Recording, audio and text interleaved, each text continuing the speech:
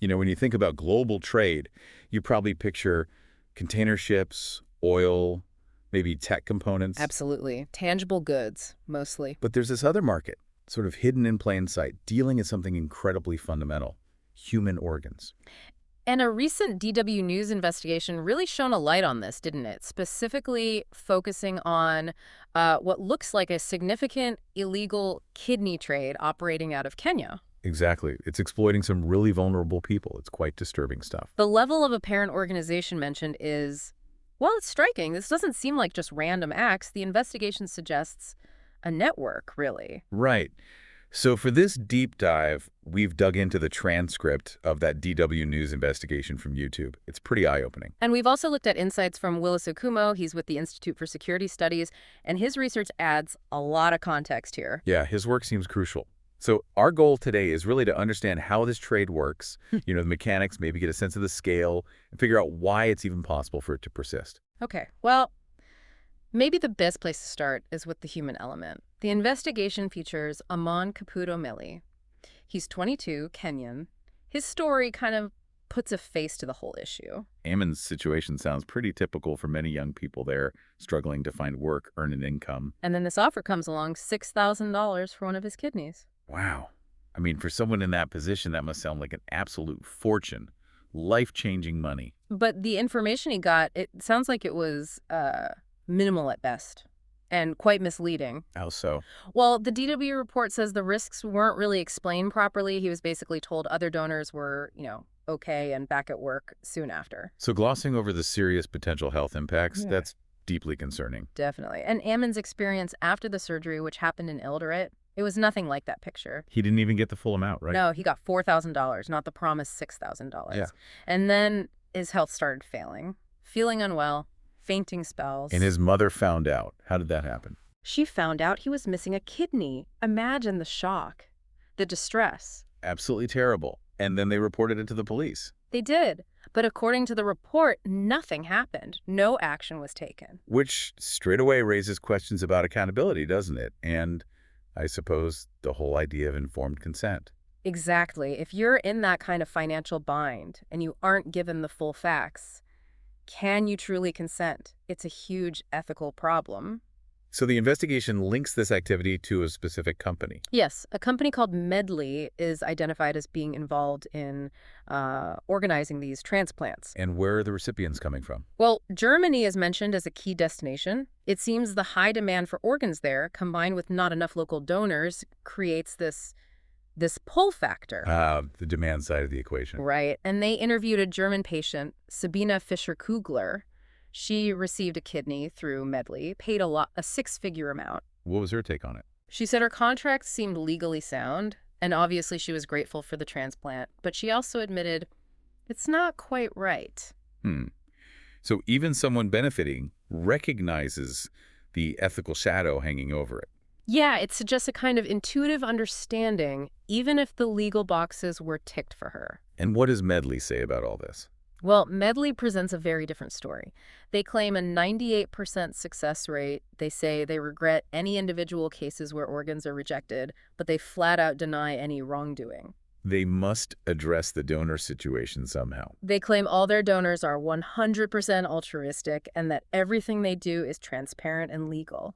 Which seems to fly directly in the face of Ammon's experience and the financial desperation mentioned. It creates a real tension, doesn't it? Altruism versus the clear economic pressures these donors seem to be under. What does choice really mean in that context? Okay, so let's shift back to the Kenyan side. The investigation mentions a fact-finding mission by the Kenyan Health Ministry. Yes, at a hospital apparently involved. And their findings were pretty alarming. Like what? Things like transplants going ahead even when the tissue matching wasn't good, or in patients who were already high risk. Practices that sound, well, medically questionable. And what happened after this mission reported its findings? That's the really troubling part. Apparently, nothing much. The report called for a proper investigation, but DW's source talked about potential roadblocks. Roadblocks. Things like external forces, even hinting at organized crime involving very powerful people. It paints a picture of something quite entrenched and protected. Wow, that sounds serious. Which brings us back to Willis Okumo's research. Exactly. His work at the Institute for Security Studies provides crucial context. Based on his research, specifically in Western Kenya, he estimates, well, hundreds, possibly more, young people have sold their kidneys. Hundreds. That's a shocking number. It suggests this isn't just a few isolated cases at all. Not at all. And Okuma's findings completely contradict Medley's claim about altruism. He's very clear. The main driver for these donors is money, pure and simple. And does he think they understand the risks? He emphasizes that they often don't grasp the long-term health consequences. You know, what it really means to live with only one kidney, especially for their future ability to work, maybe do physical labor. The immediate cash offer kind of eclipses those future risks. So how is this legally possible in Kenya? Is it just allowed?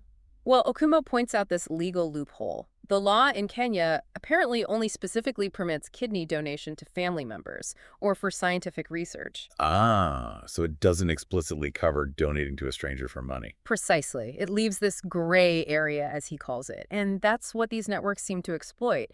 Because there isn't a specific law saying you can't accept money for your kidney from a non-relative, it makes it really hard to prosecute anyone or to prevent these transactions. That legal ambiguity seems absolutely critical then. It basically allows this exploitation to happen without clear legal grounds to stop it. That seems to be the crux of it, yes. And the consequences for the donors, like Ammon. We heard about his health, but what about longer term?